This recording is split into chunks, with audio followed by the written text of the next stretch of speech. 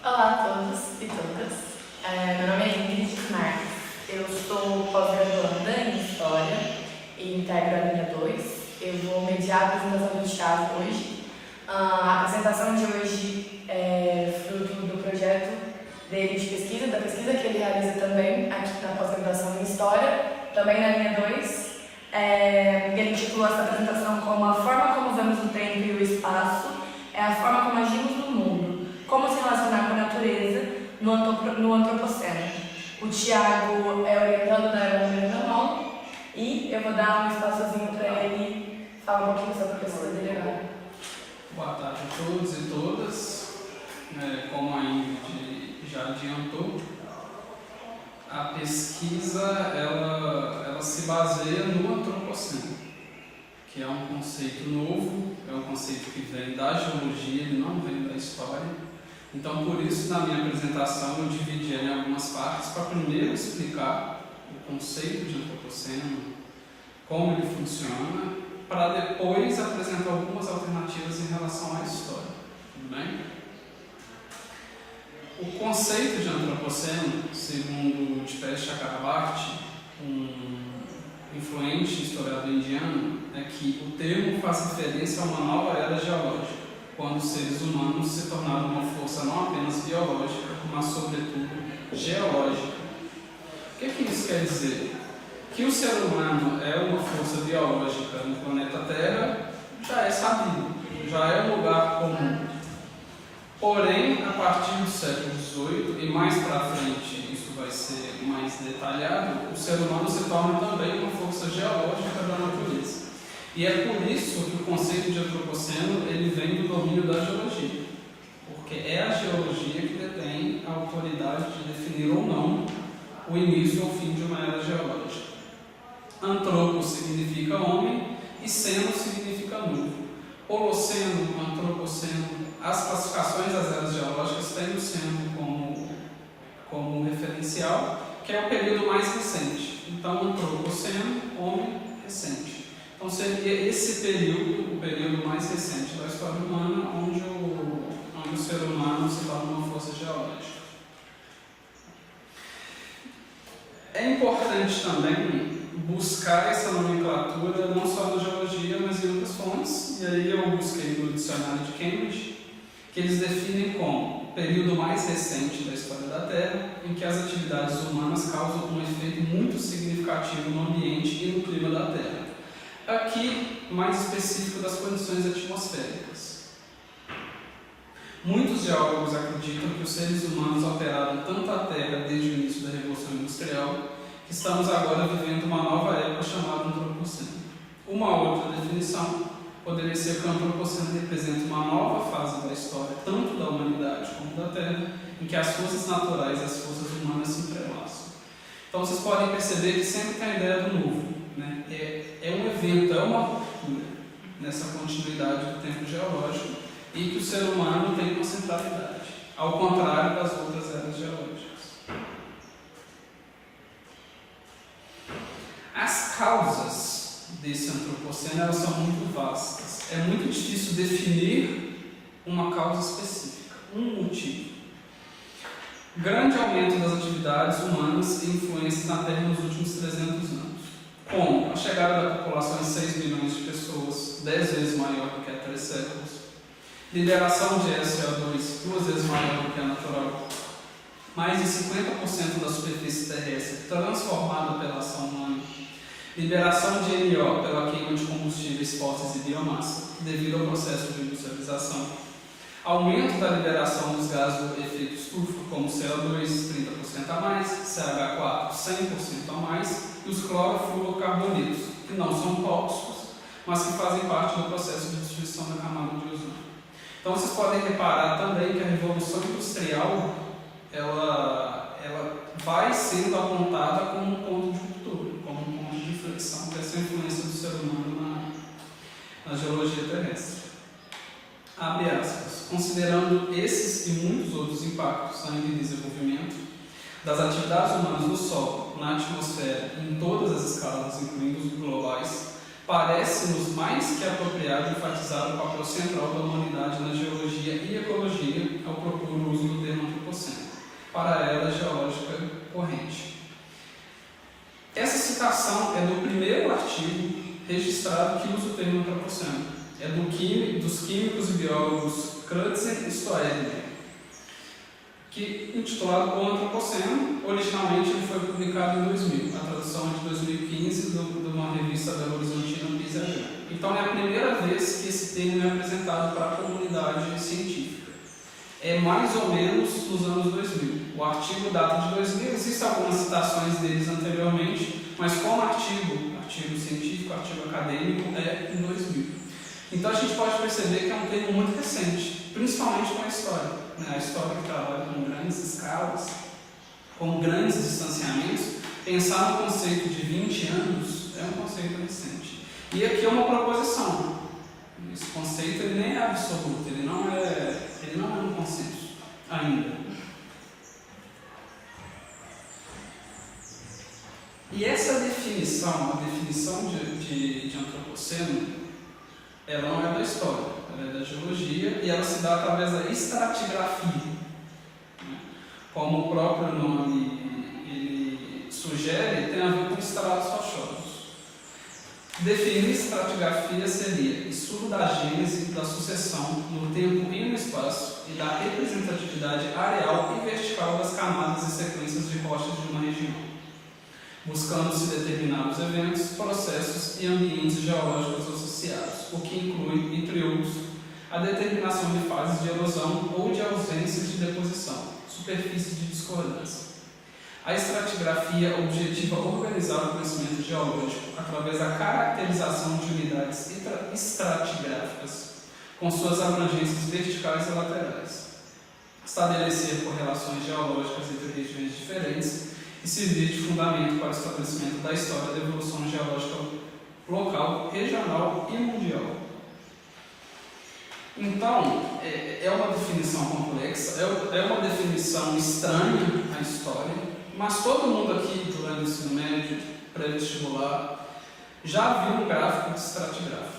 É basicamente aquela representação em camadas das camadas rochosas e a idade que cada um representa. Óbvio que é mais complexo do que aqui, porque é uma outra ciência, uma outra epistemologia, mas a grosso modo seria isso. Essa classificação das eras geológicas de acordo com o acúmulo, da mais antiga para a mais recente. Então, o antropoceno seria essa camada mais recente da influência humana.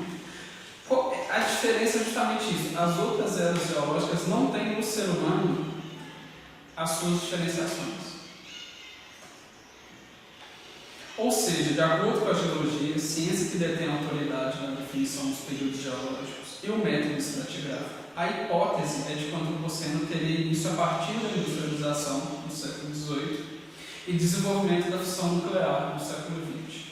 E desenvolvimento da fissão nuclear e que pode se destacar nas estruturas geológicas da Terra vestígios que comprovam a ação direta do homem no espaço, por meio de dois aspectos.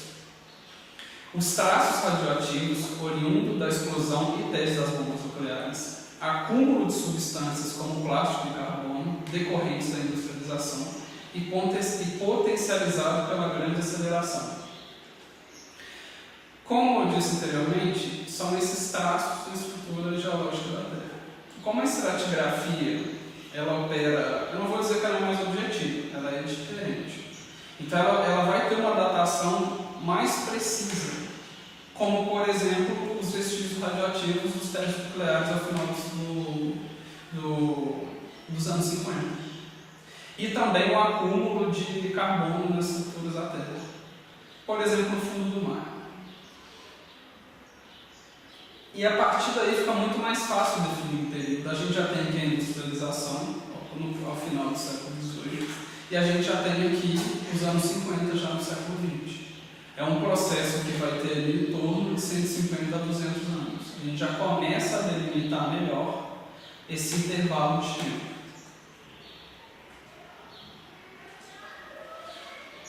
Para a história, a gente já vai ter uma linha diferente. Por mais que a geologia, através do método estratigráfico, seja a área que detém a autoridade de definir ou não o antropoceno como uma nova era geológica, as ciências histórica e antropológica têm colaborado para o debate.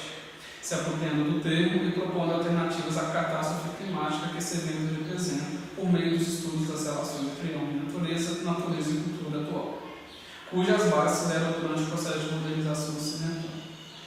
Aqui eu vou começar a trazer muito a ciência antropológica para o debate. Por quê? Ao contrário da história, a gente estuda menos a relação entre homem e natureza, história e cultura na história. A ciência que tem isso talvez como seu ponto de fundação ou refundação no século XX é a antropologia. E a relação do homem com a natureza, ela não é histórica, ela é histórica, ela tem historicidade, ela não é igual, ela não é a mesma na antiguidade, ela não é a mesma na modernidade, ela não é a mesma no contemporâneo, se a gente for considerar uma pós-modernidade. Então é aí que a história entra. O que a história tem a ver com o antropoceno? Ela tem a ver aí.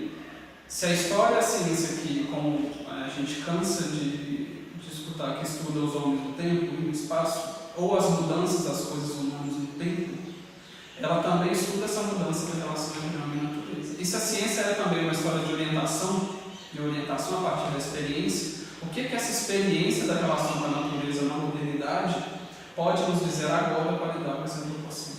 É aí que a antropologia e a história e a geologia, também a geografia, elas vão começar a se relacionar. Homem e natureza na modernidade. Há alguns eventos que denotam essa relação na modernidade.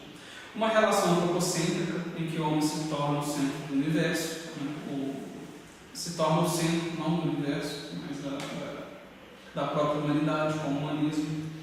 A natureza, a partir da física, começa a ser um objeto de análise e mediação. Já não é mais como na antiguidade, em que a natureza é uma obra divina que não pode ser alcançada pelo homem. A natureza ela começa a ser objeto da ciência, da física. Ao decorrer dos séculos, a gente tem o que a gente chama de naturalismo, que depois vira biologia, a química, mas aqui a gente coloca a física, que é o momento em que essa natureza começa a ser medida. A emancipação do homem dos ciclos da natureza e a formulação do mundo histórico. Para nós, da história, isso é muito dado. A gente só estuda que no século XIX a gente tem uma passagem do conceito antigo da Magistra Vitae para o singular coletivo, usando aqui os termos da Hannah Arendt e do Koselleck. O que é essa diferenciação? A Magistra Vitae, a grosso modo também, é uma forma não linear, mas cíclica de história, em que o passado serve de orientação para o presente e para o futuro numa repetição. Isso porque aquele tempo passa de maneira diferente, ele passa de uma maneira tão lenta que parece que ele não muda. Não é que o tempo não passa, mas a apreensão do tempo é que é mais lenta. E na modernidade a gente tem essa leitura do horizonte de expectativa. O ser humano ele já não está mais preso nesse ciclo da natureza. O futuro ele se torna um futuro de possibilidades. E para a gente isso é muito dado. A ciência histórica moderna se dá a partir da cultura entre homem e natureza. Por isso que a antropologia ela vem para sedimentar esse debate. E não pode partir só da história. De novo, o processo de industrialização e ideologia do progresso técnico sobre o mundo natural, como fonte inerte e inesgotável de recursos. No século XVIII, XIX e XX, a gente vai ter a ideia do progresso. As filosofias da história, seja o liberalismo econômico, seja o comunismo, seja o positivismo, seja o cientificismo, é sempre uma ideia de caminhar para frente. E um progresso linear. E que necessariamente o futuro vai ser melhor do que o passado, do presente. E essa natureza aí ela não é agente, ela só é fonte inesgotável de recursos para esse progresso humano. Ou seja, em eventos justapostos, não necessariamente lineares, o homem, no processo de modernização ocidental, século XV, desenvolveu a capacidade de influir diretamente nos processos naturais, criando a natureza, já no século XX, cujas consequências não eram mensuradas. Também passa da situação de refém das doenças e intempéries naturais para uma condição de agente, que manipula e caminha sobre essa natureza em pseudo-domínio sobre ela. Por que pseudo? Porque hoje, com o antropoceno, a gente já sabe que esse domínio não existe. O homem não caminha sobre uma natureza inerte e inesgotável. E é muito importante frisar a questão do ocidental. Porque existem disputas, inclusive, sobre o próprio termo. É antropoceno? É capitaloceno? Plantationceno? Por quê? O processo de plantations no início da industrialização, ou o capitaloceno com o próprio capitalismo. Mas o termo corrente é o antropoceno, do information humano. Essas diferenciações servem para dizer que não é toda a humanidade que tem também o mesmo peso nesse processo. Por isso o ocidental, europeu ocidental moderno. E esse criar natureza, de novo, é um termo da Hannah Arendt.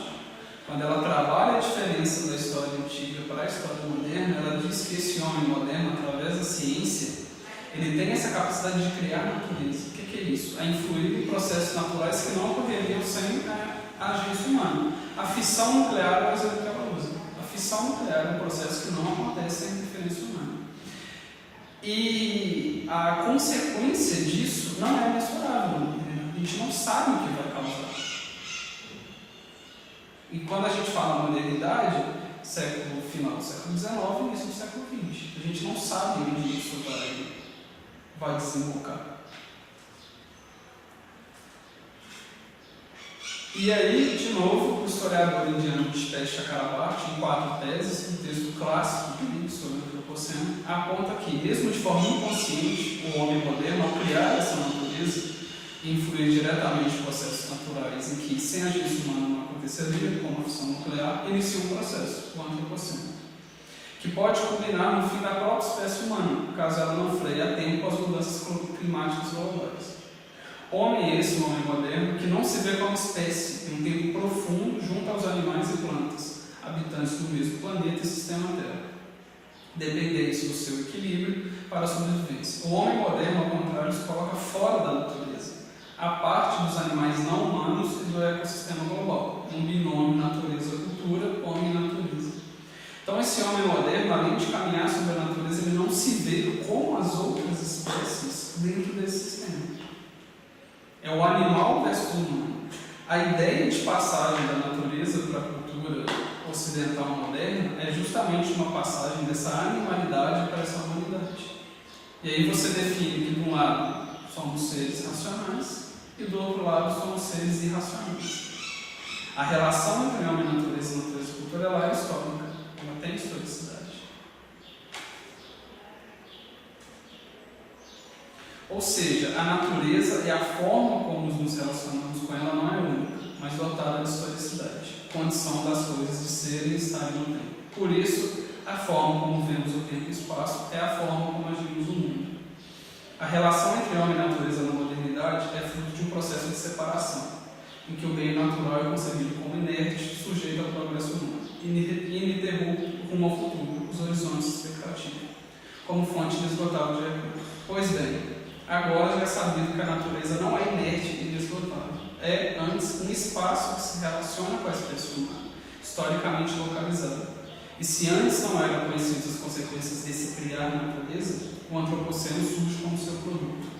Assim, sendo uma história, uma ciência de orientação das ações humanas no tempo e no espaço, a questão é como se orientar no antropoceno, ou como se relacionar com a natureza no antropoceno, que é o nome original do projeto apresentado.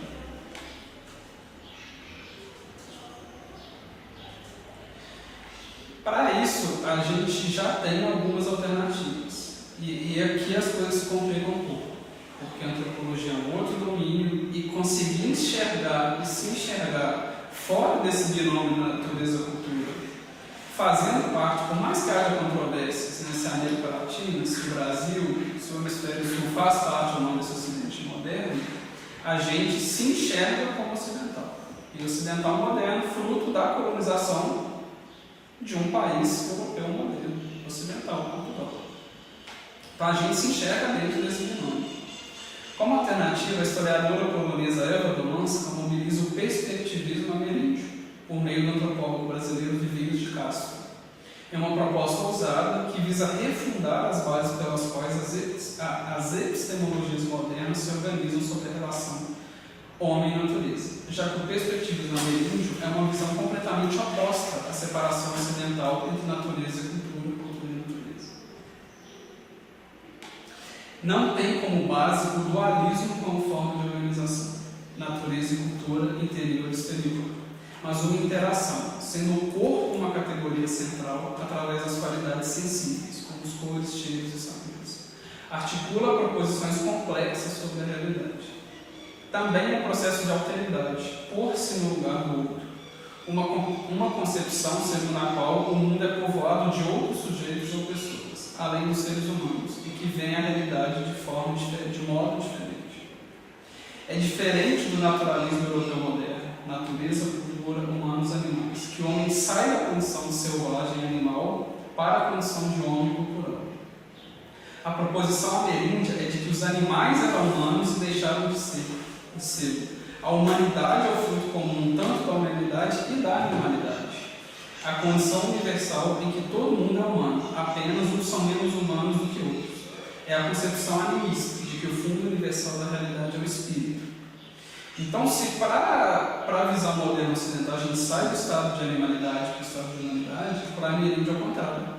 Todos no início somos humanos. E todos nós carregamos uma potência dessa animalidade ainda. Para a gente é uma visão muito distinta de se relacionar com a natureza e com a cultura.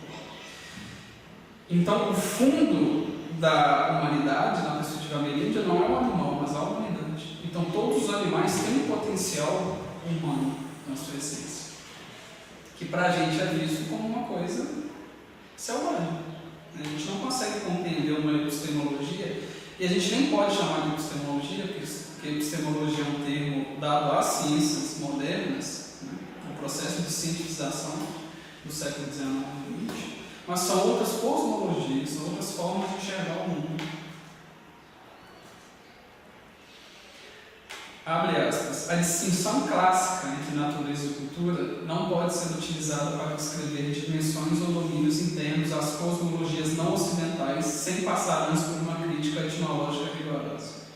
Enquanto esta se apoia na implicação mútua entre unicidade da natureza e multiplicidade das culturas, a primeira garantida pela universalidade objetiva dos corpos da substância, a segunda gerada pela particularidade subjetiva dos espíritos e do significado, a concepção ameríndia suporia, ao contrário, uma unidade do espírito e uma diversidade dos corpos. A cultura ou o sujeito seriam aqui a forma universal, a natureza ou o objeto da forma particular. Então, não sei se essa citação direta do Frias de Castro ajudou ou não, mas é basicamente, a grosso modo também, porque realmente não é uma concepção fácil nem de se imaginar ela, se para a concepção europeia ocidental a natureza que é a única e a cultura que é múltipla, para a ameríndia é o contrário.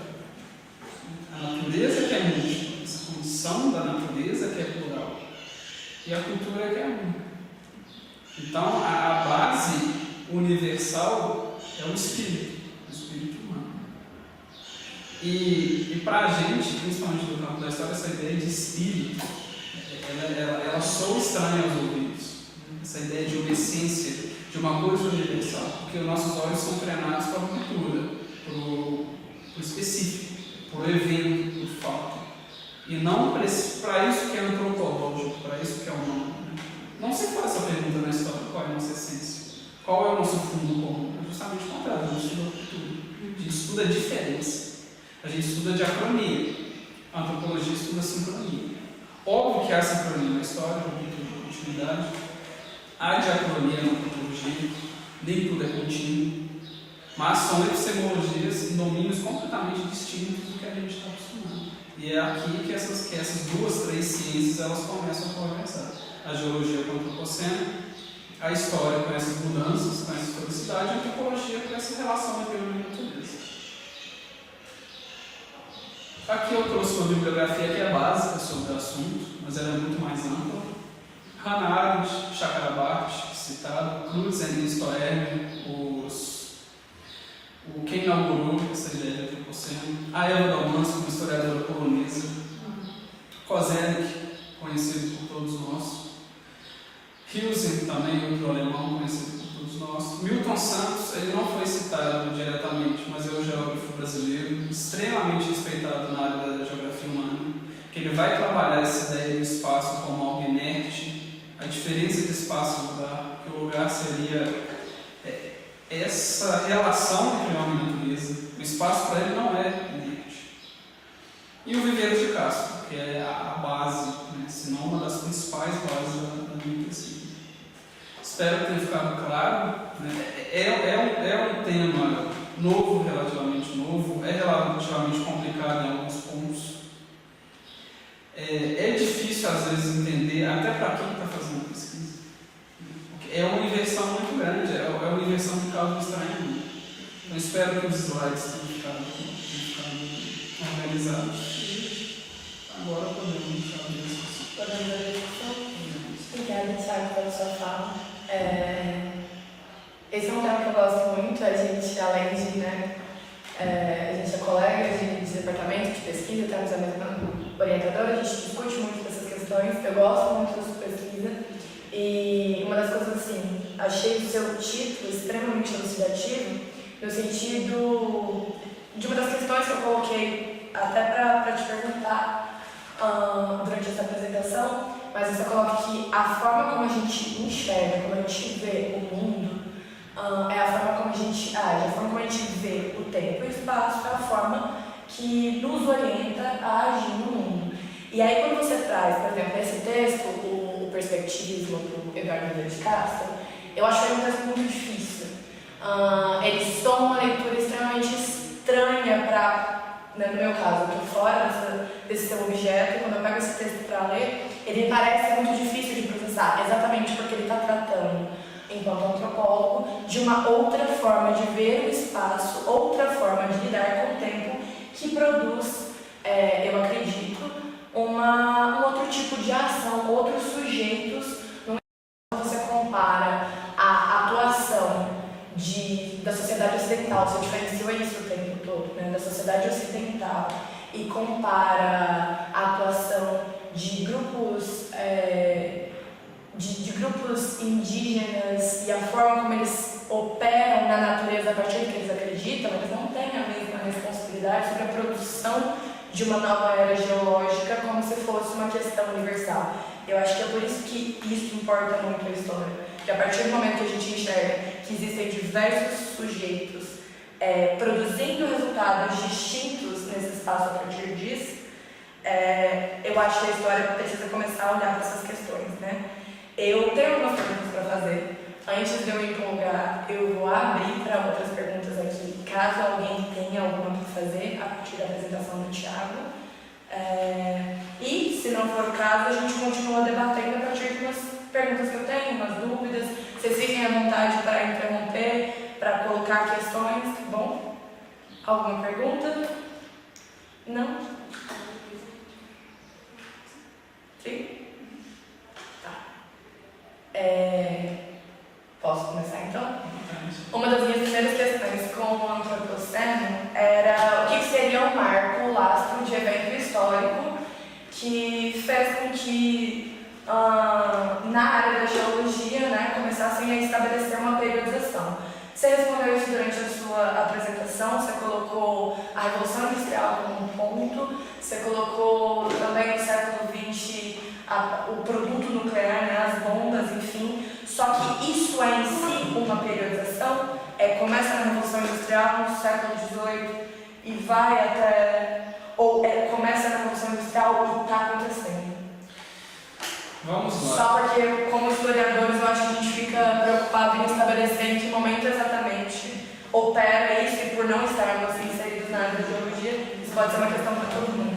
Vamos lá. A gente está falando de duas ciências diferentes, a geologia e a história. Eu gostaria que tivesse um geólogo aqui para explicar com muito mais propriedade do que eu. Porque todo o acesso que eu tenho a essa discussão é um acesso mediado por outros atores, não é a minha área. Pois bem, dentro desse entendimento, a geologia, pelo fato dela analisar fisicamente o espaço, ela consegue, eu não gosto de usar a palavra objetivo, porque senão parece que a história é subjetiva, mas ela consegue nos dar uma datação específica, por exemplo. Se ela conta que existem dois indicadores específicos, que é esse acúmulo de, não só de carbono, mas de plástico nas camadas geológicas e os testes nucleares, a gente tem aí uma datação. Essa datação pode ser o fim dos anos 50. Eu citei um termo que eu esqueci de explicar, que é a grande aceleração. O que é a grande aceleração? É o segundo processo de industrialização do Ocidente, que acontece pós-Segunda Guerra Mundial. Que a gente tem os países emergentes, a gente tem o próprio Brasil passando pelo seu processo de industrialização já na segunda metade do século XX. Então a gente tem aquele primeiro boom de industrialização europeu, ocidental, depois tem a industrialização americana, só que isso só vai chegar, né, no Ocidente, na África, na Ásia depois. A gente tem a China após a Segunda Guerra, a gente tem a União Soviética já nos anos 30, a gente tem o Japão e a gente tem a América Latina. Então a grande aceleração, ela colabora para esse acúmulo. Então, para a geologia, a gente pode colocar anos 50. Para a história, a gente poderia trazer isso como uma conjuntura e não como um evento específico em si. Justamente, porque a gente, na história, a gente não data, não. Tal evento, a industrialização começou dia tal. A gente não consegue fazer essa afirmação.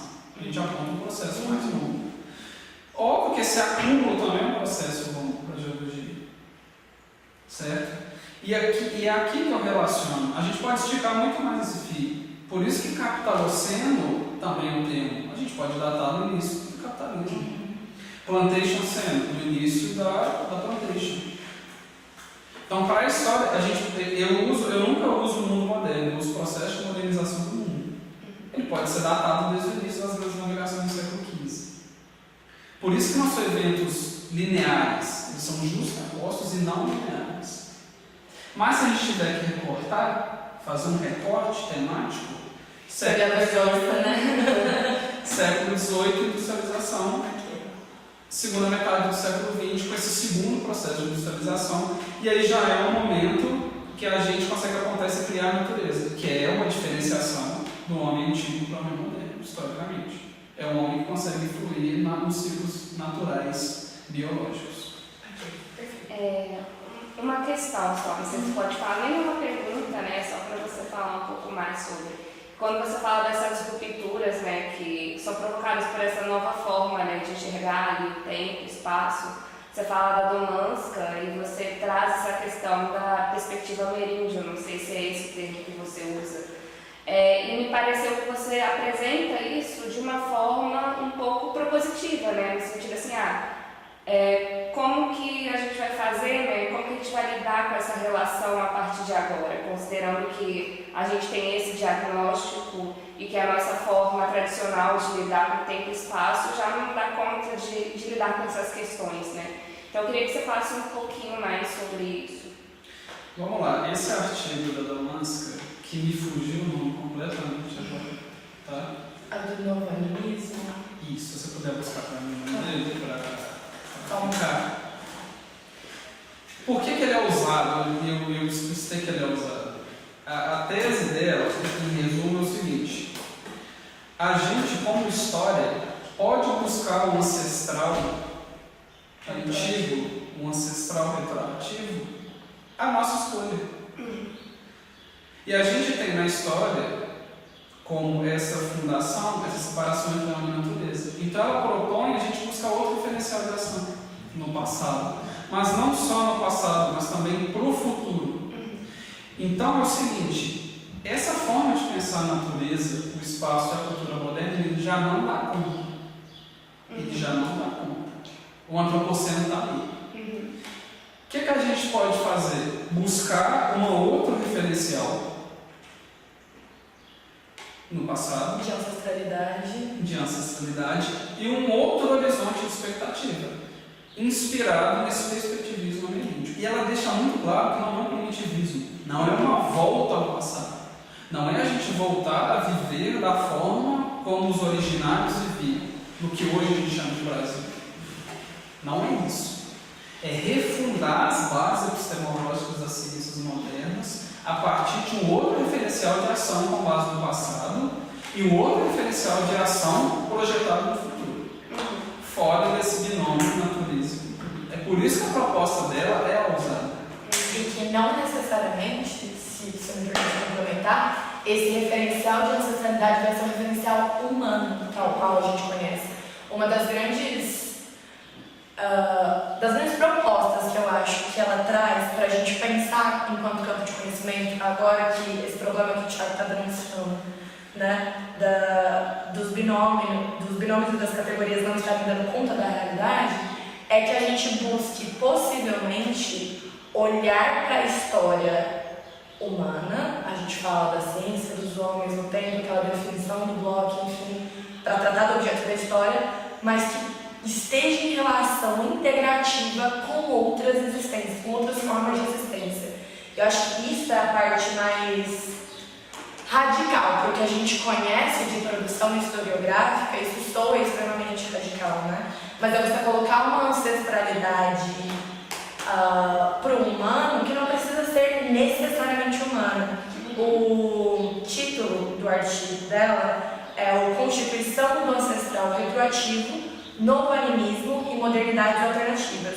E nesse artigo, que eu leio um pouco dele também para entender umas questões que eu estudo, a gente compartilha disso, a nossa orientadora gosta bastante desse texto também, ela está propondo exatamente isso, que se outros autores que você trabalha, eu não vi no seu referencial, eu não sei se foi uma desatenção minha, mas o Esther Marras, eu vou deixar para você falar então, mas tem um outro autor também que ele está propondo até num quesito mais conceitual para a gente parar de falar em humano só e assim, ficar o tempo todo destacando esse movimento que a gente faz, não é só um exercício conceitual, é exercício de produção, de concepção de mundo. A gente destaca o homem o tempo todo dessa atmosfera de vida que a gente vive, que é o planeta Terra, dessa condição de existência, mas outros seres vivos desfrutam disso também. Então, estabelecer as nossas relações e interações fora dessa produção de domínio, de predomínio humano sobre a natureza, fora do antropocentrismo, que é fundante da ciência histórica, talvez seja uma possibilidade, uma alternativa para a gente superar esse excesso de predomínio, essa separação excessiva, esse risco que a gente coloca à própria existência pela forma como a ocidentalidade organizou a forma de ver o mundo, né? Eu gosto muito desse título mesmo, eu acho ele muito, muito, muito explicativo. Fala um pouquinho do Esther Marras. Só um parênteses, você falou da questão da Domanska. Eu não sei se vocês, provavelmente, vocês já devem ter chegado a ver, né, um artigo da Domanska, que o título é Humanidades Afirmativas. E ela trata essas questões, assim, tipo, ela pega esse gancho do antropoceno também, eu acho que traz umas contribuições bem interessantes para isso. Ela coloca as questões climáticas, o desenvolvimento biotecnológico e todas essas condições culturais que a gente produziu, como criando um problema que a gente está enfrentando e o que a ciência histórica tem, e as humanidades no geral, mais do que só denunciar o que pode vir a acontecer. Eu acho que essa é a grande sacada historiográfica. É mais do que só denunciar o que pode vir a acontecer por esse caminho que a gente está escolhendo seguir, de predomínio excessivo, orientar é a palavra perfeita, mas como se orientar para isso que a gente pode vir a enfrentar. O outro artigo que eu citei dela não era esse, é o Para Além do Antropocentrismo. E acho que você separaram no termo animais humanos e não humanos. O Bruno Latour não está aqui diretamente, mas ele também é uma base para a minha pesquisa. E ele usa muito essa nomenclatura. O Esther Marras, o artigo dele é virada animal, virada humana, outro pacto. O que é isso? Né? O que é esse conjunto? A Donna Haraway também não está aqui diretamente. Ela é uma autora de difícil leitura, de difícil explicação também, mas ela faz parte. O que é isso? Somos animais, humanos e não humanos. O próprio Dipesh Chakrabarty, uma das propostas, as 4 teses, são 4 teses para lidar com isso. É que a gente se enxerga como espécie, um tempo profundo do planeta Terra, e não como um produto moderno. Não, na modernidade, ou na passagem, como o Levi-Strauss apresenta, né? Quando a gente domina o fogo, a gente passa para a cultura. A partir dali existe um homem. Não, somos uma espécie. E esse artigo dele também é um artigo muito propositivo, evolutivo, mas basicamente ele quer propor um outro pacto entre animais humanos e não humanos. Como lidar, por exemplo, com as experiências de laboratório. Certo? Então é a gente escapar desse mundo que a orientação dele é justamente o antropológico, aquilo que é humano. Antropológico não é antropocêntrico, daquilo que é humano. E se enxergar como espécie. Porque a gente é uma espécie a mais no sistema Terra. Deu para. Eu acho então, não é só, agora a Ingrid falou, não é só uma denúncia, é uma proposta. É um programa historiográfico e teórico. Como a gente vai se orientar e se relacionar com essa natureza agora. Porque se a gente não se orientar, vai acabar. E não vai demorar muito. Acho que justamente por isso a pesquisa traz essas discussões ali, né, com a antropologia. precisa sair da história porque isso pra gente tá novo. Isso tá parecendo, eu acho, e aí você me corrige também, como um chamado para que a gente comece a tecer reflexões nesse sentido. Eu acho que, no geral, o que está proposto por todos esses autores, alguns deles eu tenho mais dificuldade, alguns menos, mas é parar de achar o tempo todo os traços distintivos do homem e das demais formas de vida da natureza e pensar o que torna, que aproxima a gente das outras formas de vida. Então, quando a gente coloca o conceito de espécie, a gente consegue abranger formas de vida de forma muito mais ampla do que o que é. E aí, essa é uma das minhas questões também, essa é uma questão que é antiga já, né, tendo contato com a sua pesquisa. Mas a Eva Domanska, ela evoca o Eduardo Ribeiro de Castro, que está falando sobre perspectivismo ameríndio e o multinaturalismo, né, nesse artigo dele que você apresentou. E eles todos estão entendendo o que está acontecendo agora em termos da atuação humana severa na natureza, tanto pelo que a gente consegue enxergar, igual você colocou vários fenômenos de caráter físico que estão acontecendo, denunciando o antropoceno, como, né, uma possibilidade teórica mesmo, mas isso parte de uma cosmovisão que é ameríndia. E aí, você acha que existem limites dentro do que a gente pode incorporar, até para você colocou isso, a gente se entende e se identifica com uma forma ocidental de ver o mundo. Então, quando a gente vai para essas leituras que bebem de uma experiência que não está centrada na ocidentalidade, você acha que é possível reverter tudo isso que a gente consolidou de mundo a partir de uma cosmovisão, uma cosmogonia, uma leitura e uma interpretação de realidade que não é a nossa? A Eva Domanska, ela tenta resolver esse problema. É o que eu citei um pouco anteriormente. Não é um primitivismo, não é um retorno. E aqui, primitivo, ele tem um significado qualitativo, não estou usando nesse sentido. Primitivo no sentido de anterior. Tudo bem? Não é essa volta, o mundo é outro, certo?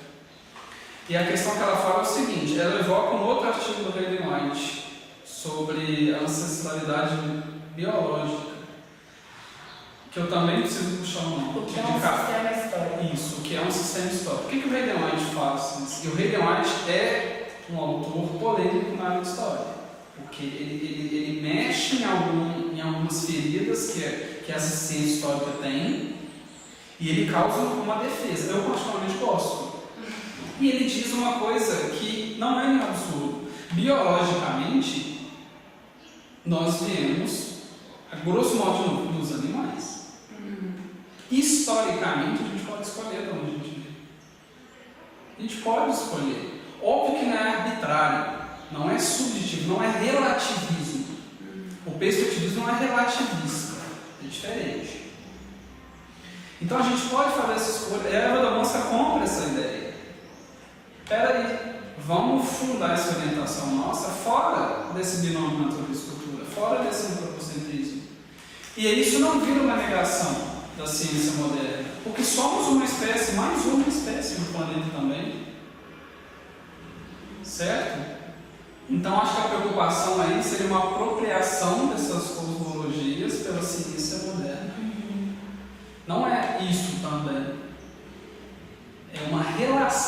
gente não consegue enxergar as coisas de forma relacional, a gente só enxerga elas de formas dualistas. Ou é natureza ou é cultura, ou é animal ou é humano. Então existe uma relação. A gente tem o Ailton Krenak, não está citado também diretamente aqui, mas é um autóctono brasileiro, foi deputado, participou da Constituinte, e ele tem lançado livros, palestras, pesquisas nessa área. O que fazer?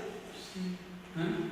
Como adiar o fim do mundo? É um dos títulos do livro dele. Como? E o Krenak, não gosto de usar esse termo socializado, porque é aquela tutela do indígena brasileiro. Não é que ele está integrado ao mundo ocidental, nada disso. Não está integrado. Ele faz uma relação entre a condição dele como originário e como brasileiro. E ele faz esse diálogo, ele faz essa relação. E ele tem ciência do mesmo jeito, dita de uma outra forma, uma outra visão, com uma outra forma de pensar. Então o Krenak talvez seja a resposta para a sua pergunta. O Davi Copenau também. O Copenau também tenta fazer esse trabalho. Né? Posso estar, como eu estou trazendo de cabeça, não me lembro, é a queda do céu. Na queda do céu ele explica como que é essa visão. Como que é essa visão originária da natureza do tempo, desse tempo segundo? O Copenau e o Krenak respondem isso muito bem. Não é excludente, é relacional, que é também na linha da Dona Raul. Ela pensa numa transhumanidade, uma ideia de uma coisa relacional. Então é uma questão, sim, não é tão simples assim também essa proposta. Ela é usada porque ela é polêmica. Muita gente nega. Historiadores que não compram a ideia do antropoceno, nem dessa possibilidade de se orientar por outras formas, por outras cosmologias. Então não é algo dado, muito menos apaziguado. Eu acho também que tem uma questão desse texto da Eva Domanska que é muito bacana, que é quando ela propõe isso, e a gente não está acostumado com isso, quando ela traz esse problema, parece que está tudo muito imaterial. Se ela dá como que a gente vai fazer isso? Perguntar para o historiador como que a gente elege o passado, a gente constrói a história o tempo todo elegendo o passado. Ela fala sobre isso. Ela fala, aí eu acho, esse texto foi lido há muito tempo, a leitura está mais fraca agora, mas a gente elege o passado, a gente elege heróis nacionais para a construção de uma identidade no presente. A gente vai no passado e a gente elege passados, um passado em detrimento de outro, o tempo todo. Então, por que parece absurdo fazer isso a partir de um referencial que não seja esse humano antropocêntrico que a gente conhece e que a história não tem? E que, de repente, se a gente abre mão um pouco disso e organiza outras possibilidades, a gente tem muito a ganhar no sentido de produzir uma outra coisa no mundo a partir dessas novas leituras. É só a gente pensar, não sei quanto tempo a gente tem ainda, só para a gente pensar. Vamos pensar na construção dos Estados Nacionais modernos. Elas se fundam em mitos históricos que, quando a gente vai examinar de forma detida, são mitos históricos. A própria construção do Estado Nacional Alemão, já século XVIII, XIX, que depois desemboca na monstruosidade do nazismo. Quando a gente vai... Aqui o Bruno, nosso professor de medieval, ele é mestre nisso, de mostrar pra gente que não era bárbaro aqui e romano aqui. Era uma relação. Né? E que justamente você caracterizar o outro como bárbaro é uma ferramenta da identidade. E depois buscou-se no passado essa diferenciação para fundar os Estados Nacionais modernos. Portugal ali é o primeiro, depois a gente vem com a Espanha, mais tardiamente a gente tem a Alemanha, a gente tem a Itália, a gente tem França no meio. Então, igual a gente falou, a gente faz isso o tempo todo. Por que quando essa proposta ela é sobre, não antropocêntrica, ela é polêmica, mas para fundar um Estado moderno fictício ela não é? Uma fronteira, a própria ideia de fronteira é uma ideia construída. Então, ela é polêmica à medida que ela tira a centralidade do homem moderno ocidental, geralmente branco.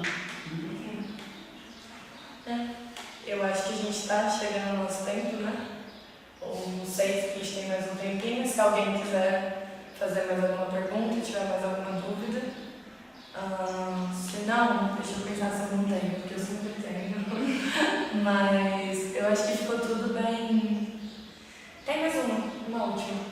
É só porque essa também foi uma questão minha, que eu pensei na sua pesquisa quando eu tive contato com esse texto, que era um texto do Hans Blumenberg, e que ele estava falando que é uma coisa bem específica o que ele está falando nesse texto, mas ele coloca uma premissa que parte de Darwin, que é sobre a cultura está sendo uma ferramenta para nós mais eficiente no sentido de preservação da espécie da vida do que a própria evolução biológica, que é o que Darwin coloca, né?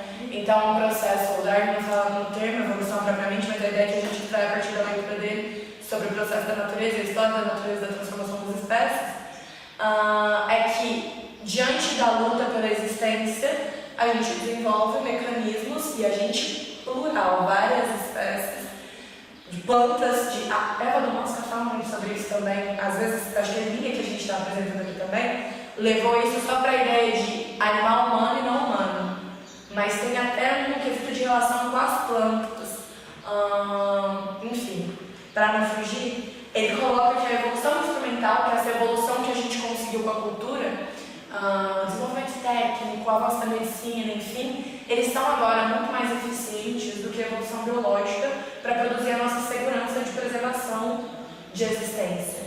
E do jeito, você abriu o texto, a descrição do ser humano, né? A obra do Descrição do ser humano, capítulo 8, risco existencial e prevenção. Isso, perfeito.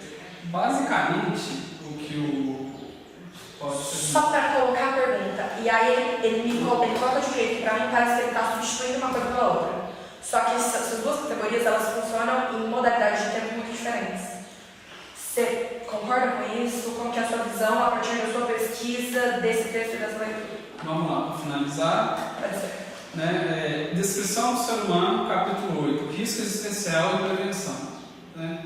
Basicamente, o que o Blumenberg está sustentando é o seguinte: primeiro, a cultura, a passagem da natureza para a cultura é uma contingência. O que é uma contingência? É um acaso. Poderia ter acontecido ou não.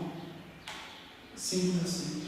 Não é como a gente costuma, inclusive quando a gente lê textos ali do iluminismo, como uma coisa divina. O ser humano com essa capacidade divina de ascender como racional face aos animais racionais. Não. A cultura é uma contingência, ela poderia ter acontecido ou não. Quando ela acontece? Da passagem das florestas fechadas para a savana. Quando você sai daqui para aqui, aqui o instinto é mais útil. O reflexo, ele usa o termo arco-reflexo. Aqui é mais útil você agir primeiro do que pensar.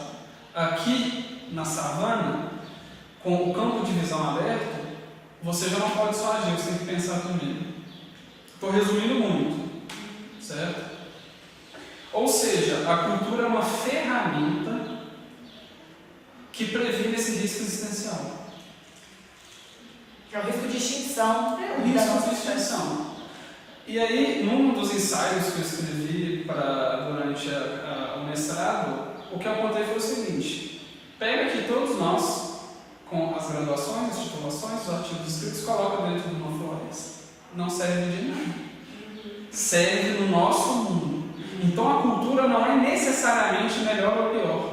E uma cultura, e quem fala isso já é o Levi-Strauss, não é melhor ou pior do que a outra. Ela se adapta a desafios distintos. O próprio Levi-Strauss aponta isso. Hoje a gente tem a cultura ocidental moderna como a superior. Vamos pegar esses homens ocidentais modernos e colocar eles nos polos, no deserto. Eles vão. Então qual cultura é superior? Isso depende de um contexto. E é aí que pode entrar. No contexto do antropoceno, qual cultura sabe lidar melhor com a emergência climática? É ocidental, europeia, moderna? É a nossa? Se o antropoceno é produto dessa cultura, a gente consegue resolver esse problema dessa mesma cultura, a gente vai precisar de uma outra ferramenta. Então eu entendo o argumento dele e eu concordo. A cultura é esse advento da cultura poderia ter acontecido com um. E ele aconteceu. E também a gente não pode negar que a modernidade é o período que os seres humanos usam mais ferramentas de controle de risco. A vacina, né? A gente está em cenário de pandemia, a vacina é um exemplo. Mecanismo de superação. De superação. Dito isso, eu acho que. Foi. Todos? Queria agradecer a todo mundo que veio prestigiar o Thiago. Essa transmissão foi muito, muito boa. Obrigada, Alnem. Obrigada por essa fala de todo mundo. A gente vai ficar por aqui. Acho que foi. Muito obrigado.